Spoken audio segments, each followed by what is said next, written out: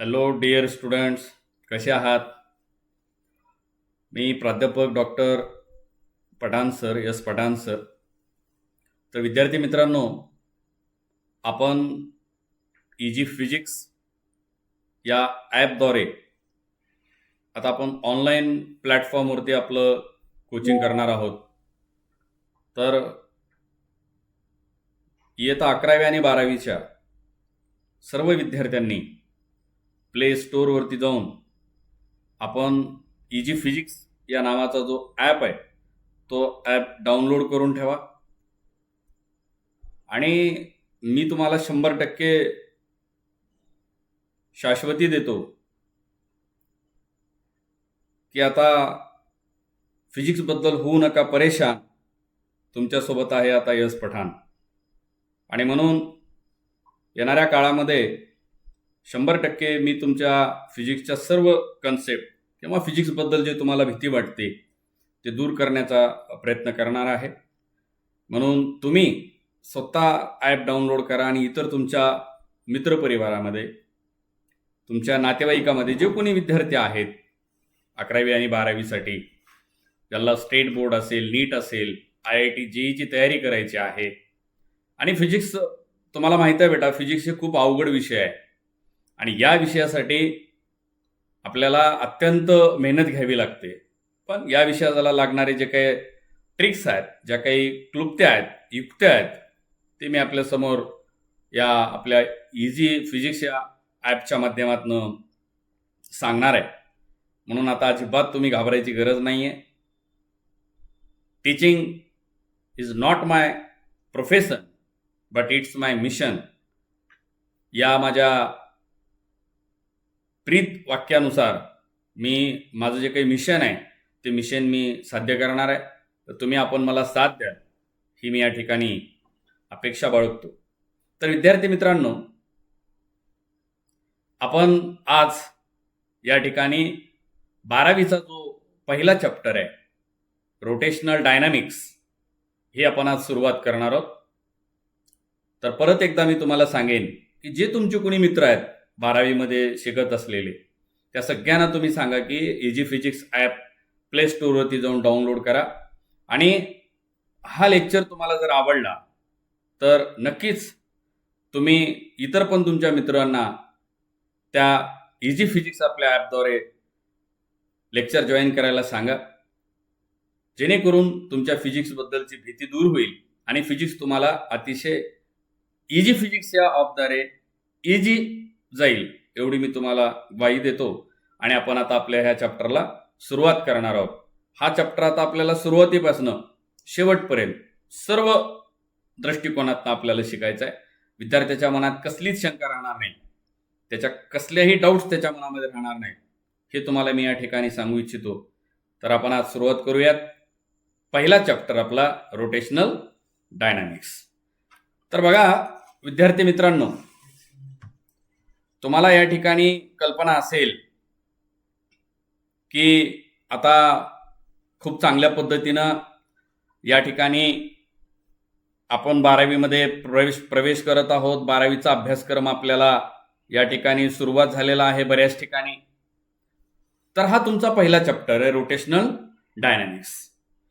तर rotational dynamics या चॅप्टरमध्ये ना बेटा आपल्याला काय बघायचं माहिती आहे तुम्हाला? तर रोटेशनल डायनामिक्स या चॅप्टरमध्ये आपल्याला 2 चॅप्टरचा अभ्यास करायचा आहे. एक सर्क्युलर मोशन आणि दुसरा रोटेशनल मोशन.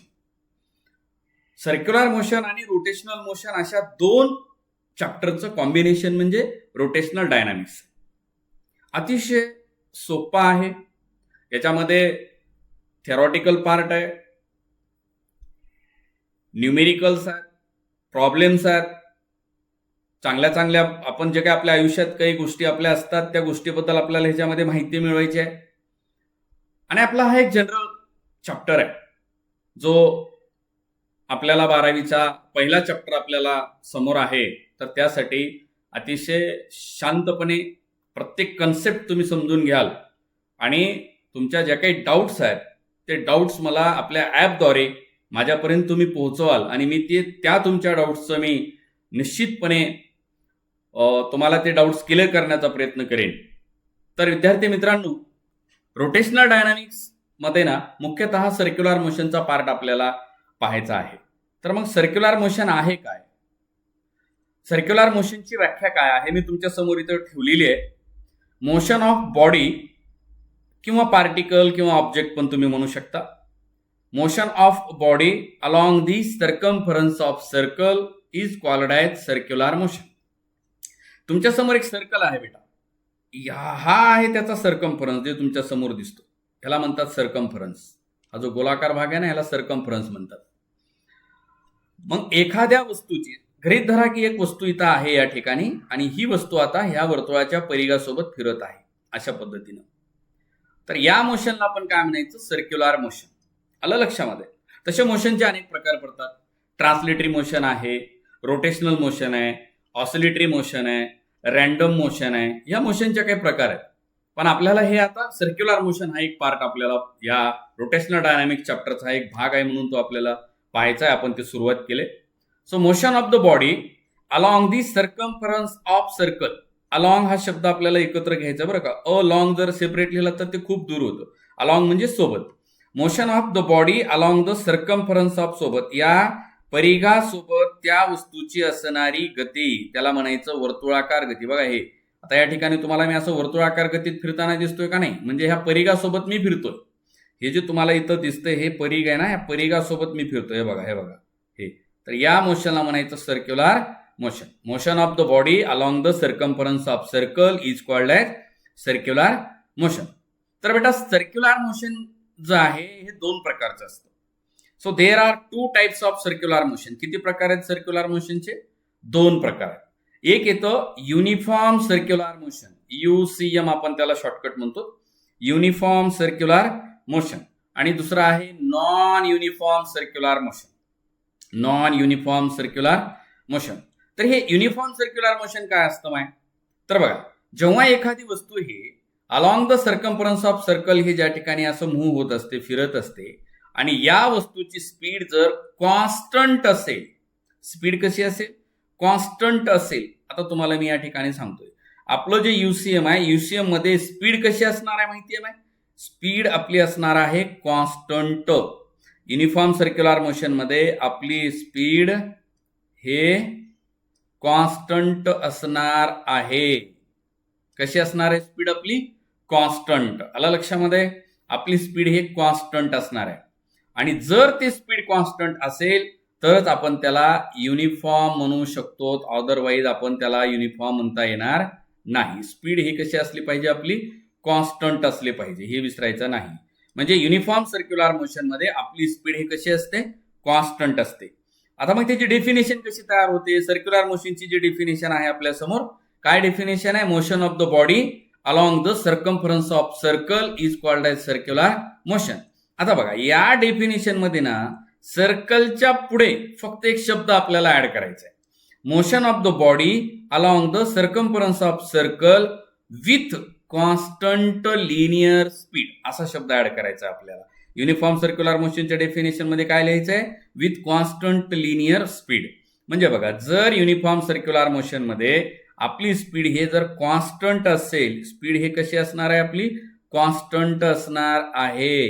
स्पीड हे कॉन्स्टंट असणार आहे आपली. तर स्पीड कॉन्स्टंट असणं खूप महत्वाचं आहे युनिफॉर्म सर्क्युलर मोशन मध्ये. मग नॉन युनिफॉर्म मध्ये काय होणार? तर नॉन युनिफॉर्म मध्ये कॉन्स्टंट स्पीडच्या जागी ही स्पीड व्हेरिएबल असेल. नॉन युनिफॉर्म मध्ये कोणती स्पीड असेल? हे व्हेरिएबल स्पीड असेल. व्हेरिएबल म्हणजे सतत बदलणारी, त्याला आपण म्हणतो चल. आता बघायचं एक एक्झाम्पल आपण बघूया नॉन युनिसियमचं. आपण ज्यावेळेस फॅन हे स्विच ऑफ करतो तेव्हा आपली फॅनची स्पीड काय होते? हळूहळू हळूहळू कमी होते.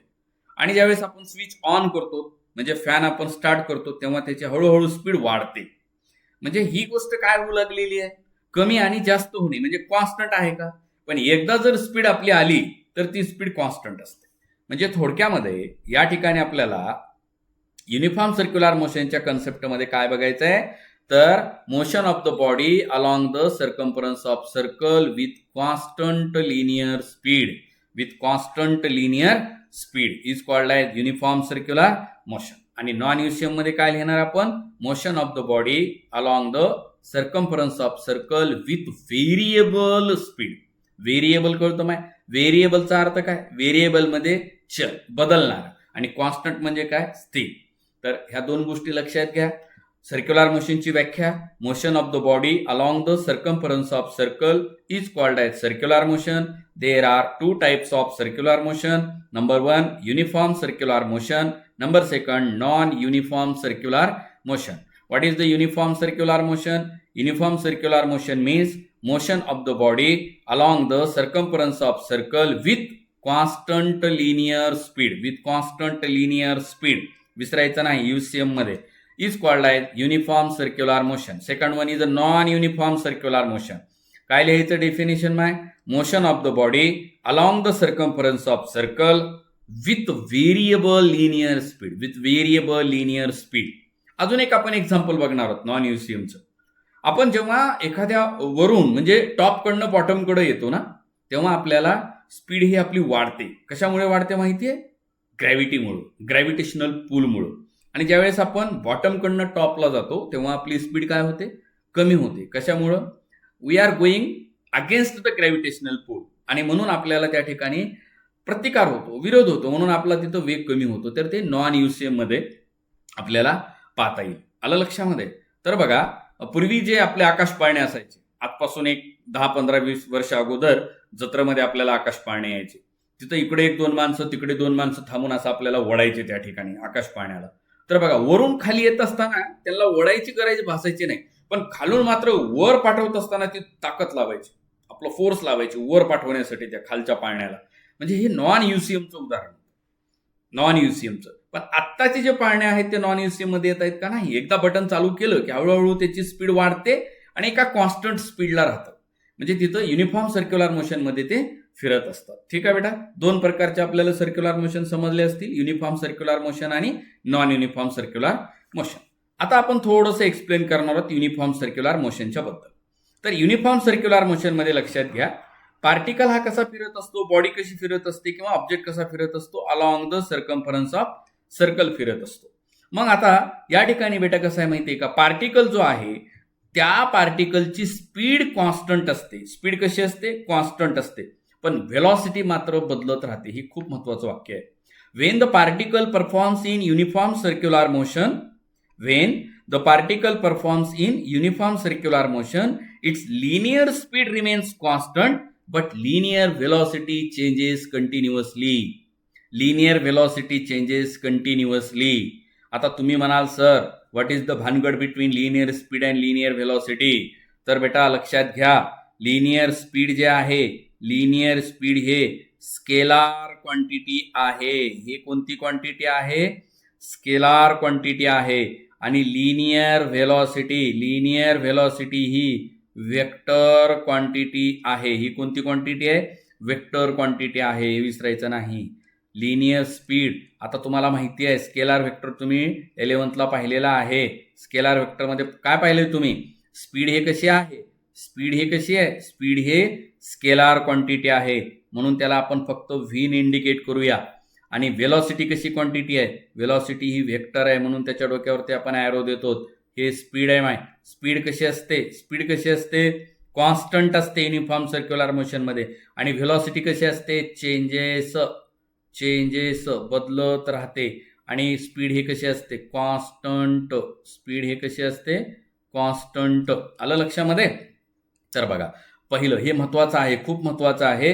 युनिफॉर्म सर्क्युलर मोशन मध्ये Wien the particle performs uniform circular motion, its speed remains constant but linear velocity changes continuously.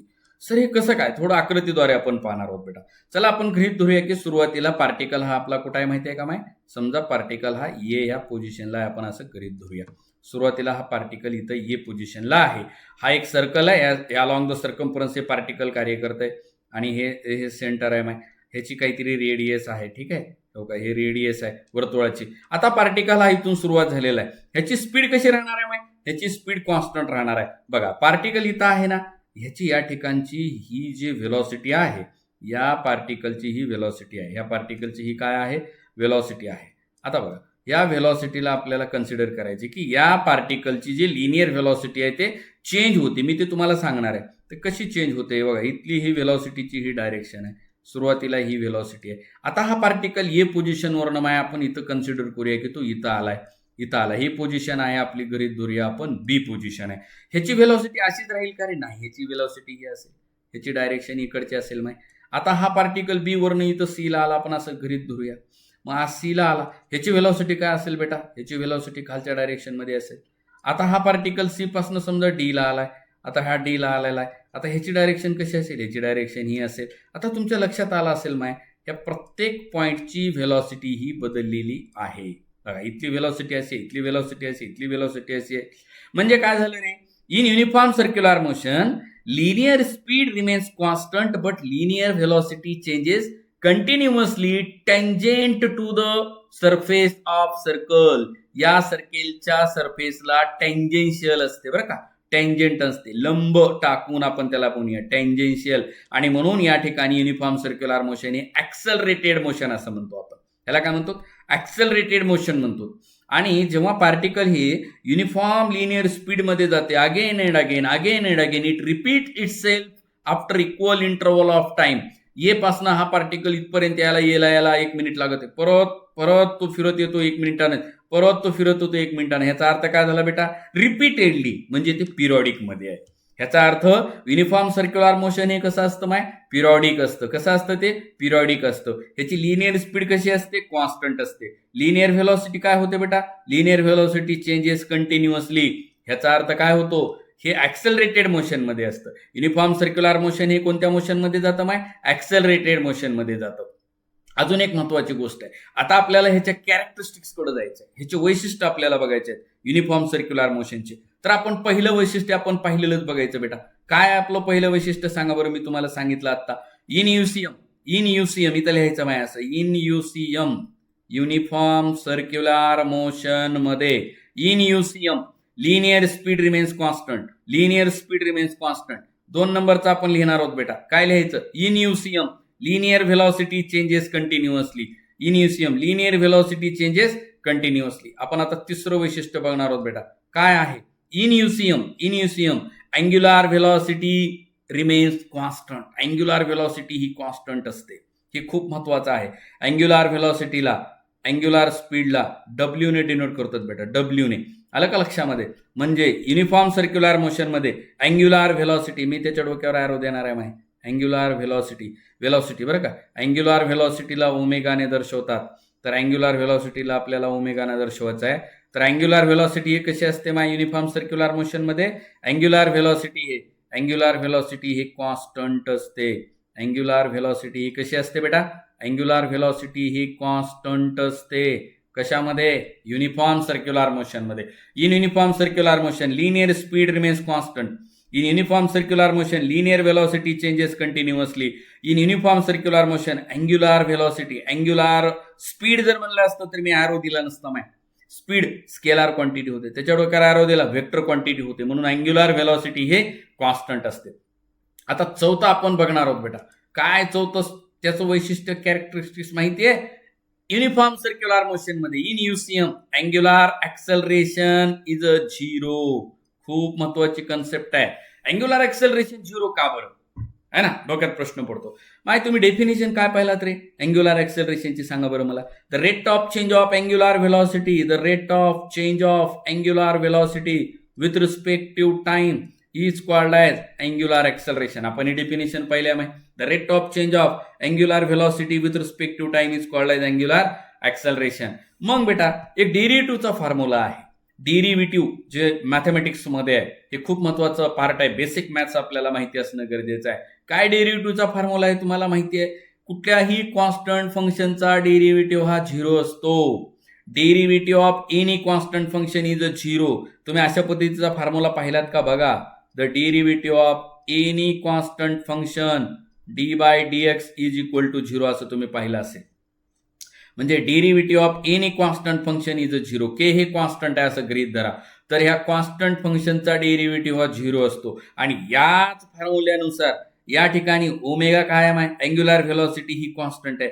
जर इथं अँग्युलर व्हेलॉसिटी कॉन्स्टंट आहे म्हणजे इथं के कॉन्स्टंट आहे तर त्याचा डेरिव्हेटिव्ह काय आला विथ रिस्पेक्टिव्ह एक्स 0 आलाय. इथं जर ओमेगा कॉन्स्टंट असेल तर विथ रिस्पेक्टिव्ह dt ह्याचा डेरिव्हेटिव्ह काय येतो अल्फा. म्हणजे अल्फा येतो ह्याचा अर्थ काय येतं माहिती 0 येतं कारण ओमेगा काय आहे कॉन्स्टंट आहे. आपण पाहिले derivative of any constant function is 0 आणि मग ओमेगा काय आहे कॉन्स्टंट आहे. कॉन्स्टंटचा डेरिव्हेटिव्ह काय येतो 0 येतो. पण ही डेफिनेशन काय आहे अँग्युलर ऍक्सेलरेशनची आणि म्हणून अँग्युलर ऍक्सेलरेशन इज 0. आपण युनिफॉर्म सर्क्युलर मोशन ही कशी आहे पिरियॉडिक मोशन आहे. आपल्याला 5 नंबरचं वैशिष्ट्य पाहावं लागेल की uniform circular motion is periodic. कसे आहे हे पिरियॉडिक आहे. Uniform circular motion is periodic. आणि अजून एक महत्वाची गोष्ट जेव्हा पार्टिकल हा युनिफॉर्म सर्क्युलर मोशनमध्ये फिरत असतो त्याची linear velocity tangential to its surface changes continuously आणि ह्यालाच म्हणतात ऍक्सेलरेटेड मोशन. आणि म्हणून 6वं त्याचं वैशिष्ट्य येतं युनिफॉर्म सर्क्युलर मोशन इज आहे ना ऍक्सेलरेटेड मोशन. कोणत्या मोशनमध्ये येतं बेटा हे ऍक्सेलरेटेड मोशन. युनिफॉर्म सर्क्युलर मोशन हे ऍक्सेलरेटेड मोशनमध्ये येतं. त्यानंतर 7वं वैशिष्ट्य आपल्याला बघायचं आहे युनिफॉर्म सर्क्युलर मोशनमध्ये ना डिस्प्लेसमेंट असेल व्हेलॉसिटी असेल ऍक्सेलरेशन असेल किंवा सेंट्रिपिटल फोर्स असेल. कोणता फोर्स असेल सेंट्रिपिटल फोर्स किंवा सेंट्रिफ्युगल फोर्स असेल.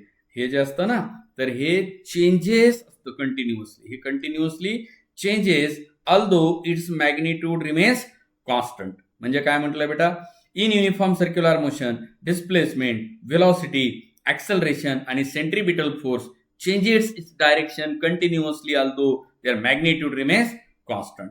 आणि त्याच्यानंतर अजून एक आपल्याला वैशिष्ट्य आहे खूप महत्वाचं आहे युनिफॉर्म सर्क्युलर मोशनमध्ये ना बेटा कायनेटिक एनर्जी ही कॉन्स्टंट असते. कशी असते बेटा कायनेटिक एनर्जी ही कॉन्स्टंट आहे. कायनेटिक एनर्जी कॉन्स्टंट आहे. का बरं कॉन्स्टंट आहे रे युनिफॉर्म सर्क्युलर मोशनमध्ये कायनेटिक एनर्जी. तर बघा आपण आता पाहिलेलं काय आहे बेटा वैशिष्ट्य युनिफॉर्म सर्क्युलर मोशनमध्ये लिनियर स्पीड कशी असते माय युनिफॉर्म सर्क्युलर मोशनमध्ये लिनियर स्पीड ही कशी आहे युनिफॉर्म सर्क्युलर मोशनमध्ये लिनियर स्पीड ही कॉन्स्टंट आहे. आणि कायनेटिक एनर्जीचा काय फॉर्म्युला आहे रे कायनेटिक एनर्जीचा फॉर्म्युला आहे 1/2 mv². आता इथं व्ही काय आहे बेटा व्ही बार लिहिले का मी व्ही बार म्हणजे अँग्युलर व्हेलॉसिटी लिहिले का नाही व्ही कॉन्स्टंट म्हणजे लिनियर स्पीड कॉन्स्टंट आहे. जर लिनियर स्पीड कॉन्स्टंट असेल ह्याचा अर्थ कायनेटिक एनर्जी सुद्धा कशी असणार आहे बेटा कायनेटिक एनर्जी सुद्धा कॉन्स्टंट असणार आहे. आणि म्हणून in uniform circular motion kinetic energy remains constant. दुसरं खूप महत्वाचं वैशिष्ट्य आहे आपण आता ते 9 नंबरचं वैशिष्ट्य बघणार आहोत. इन युनिफॉर्म सर्क्युलर मोशनमध्ये बघा सगळ्यात महत्वाची गोष्टी तर थोडंसं लक्ष द्या. लिनियर व्हेलॉसिटी ही काय असते बेटा चेंजेस होते. लिनियर व्हेलॉसिटी ही चेंजेस होते. तुम्हाला माहिती आहे का लिनियर मोमेंटमची काय डेफिनेशन आहे लिनियर मोमेंटमची डेफिनेशन अशी आहे लिनियर मोमेंटम म्हणजेच पी बारने दर्शवतात आणि ते प्रोडक्ट ऑफ मास आणि लिनियर व्हेलॉसिटी असतं. मग इथं काय आहे रे लिनियर व्हेलॉसिटी चेंजेस असते लिनियर व्हेलॉसिटी बदलत असते. ह्याचा अर्थ लिनियर मोमेंटम सुद्धा बदलतो म्हणजे स्थिर राहत नाही. ह्याचा अर्थ नॉट कॉन्झर्व्ड म्हणजे नॉट कॉन्स्टंट. बरोबर आहे दिस इज द नॉट कॉन्झर्व्ड खूप महत्वाची कन्सेप्ट आहे. बट अँग्युलर मोमेंटमला कशाने दर्शवतात बेटा एल बार ने दर्शवतात. आणि अँग्युलर मोमेंटमची काय डेफिनेशन आहे I into omega bar. I म्हणजे मोमेंट ऑफ इनर्शिया एम म्हणजे मास आणि इनर्शिया हे अनालॉगस क्वांटिटी असतात. इथे या ठिकाणी अँग्युलर व्हेलॉसिटी कशी आहे बेटा इथं अँग्युलर व्हेलॉसिटी कॉन्स्टंट आहे. बघा किती जबरदस्त फरक लक्षात येतो. अँग्युलर व्हेलॉसिटी कॉन्स्टंट आहे ह्याचा अर्थ अँग्युलर मोमेंटम हा कसा असेल रे अँग्युलर मोमेंटम हा कॉन्स्टंट असेल. कॉन्स्टंटचा अर्थ काय होतो माय कॉन्झर्व्ड. आलं लक्षामध्ये. म्हणजे in uniform circular motion linear momentum is not conserved but angular momentum is conserved. आणि 10 नंबरचं आपल्याला वैशिष्ट्य बघायचं आहे युनिफॉर्म सर्क्युलर मोशन मध्ये वर्क डन हा 0 असतो बेटा. युनिफॉर्म सर्क्युलर मोशन मध्ये वर्क डन काय असतो 0 असतो. काय फॉर्म्युला आहे रे वर्क डनचा फोर्स इंटू डिस्प्लेसमेंट. फोर्स आणि डिस्प्लेसमेंट व्हेलॉसिटी ऍक्सेलरेशन फोर्स हे कसे असतात changes continuously its direction but it remains constant magnitude remains constant. आणि म्हणून वर्क डन या ठिकाणी काय होतो 0 येतो. तर ही वैशिष्ट्य आहेत युनिफॉर्म सर्क्युलर मोशनचे. अतिशय महत्वाचा बीट आहे बेटा हे इंट्रोडक्टरी पार्ट्स आपण या ठिकाणी पाहिलेला आहे या चॅप्टरचा रोटेशनल डायनामिक्सचा. आता आपल्याला इथून पुढे जे काही दररोज बीट्स होणार आहेत हा चॅप्टर अतिशय आपल्याला आपल्या मराठी मातृभाषेमध्ये आपल्याला शिकायचा आहे. इंग्रजीत तर आपल्याला सायन्स शिकायचंच असतं, इंग्रजीतच लिहायचा असतो पेपर, परंतु आपल्याला ती भाषा समजली पाहिजे. बरेच विद्यार्थी हे सेमी माध्यमचे असतात, मराठी माध्यमचे असतात, इंग्रजी माध्यमाचे असतात, पण आपण आपल्या महाराष्ट्रात मातृभाषेमध्ये आपल्याला भौतिकशास्त्र, फिजिक्स, तुम्हाला माहिती आहे का, फिजिक्स इज द बाप ऑफ ऑल सब्जेक्ट, अलग लक्षामध्ये. परंतु आपण या बापाला आता आपल्या ताब्यात घेणार आहोत. आपण प्रत्येक बीट एक एक चांगल्या पद्धतीने आपल्याला समजून घ्यायचं आहे. म्हणून तुम्हा सर्वांना परत एकदा मी सांगतो की इजी फिजिक्स हा प्ले स्टोअरवरती जाऊन ॲप डाउनलोड करा. आपल्या इतर मित्रांना सांगा, नातेवाईकांना सांगा, महाराष्ट्रातल्या सर्व जिथं जिथं तुमचे मित्र आहेत, नातेवाईक आहेत, त्यांना सांगा आणि ते ॲप डाउनलोड करून घ्यायला सांगा. आणि आपल्याला ह्या दररोज या बीटला आपल्याला लाईव्ह सेशनला यायचं आहे. रेकॉर्डेड व्हिडिओ तुम्हाला मिळणार आहेत, डाऊट सेशन तुम्हाला मिळणार आहे, स्टडी मटेरियल तुम्हाला मिळणार आहे. 22 वर्ष झाला बेटा मला फिजिक्स शिकवायचा अनुभव आहे आणि म्हणून या ठिकाणी तुम्हाला तुमच्या कुठल्याच संकल्पना शिल्लक राहणार नाहीत आणि फिजिक्सला तुम्ही एवढं प्रेम कराल की फिजिक्स तुम्हाला भरपूर स्कोर देईल, मार्क्स देईल आणि तिची भीती तुमच्या मनातून निघून जाईल. आपण आज इथं थांबणार आहोत. धन्यवाद. ह्याच्या पुढचा लेक्चर, पुढचा व्हिडिओ लगेच आपल्या भेटीला येईल. ठीक आहे, धन्यवाद बेटा.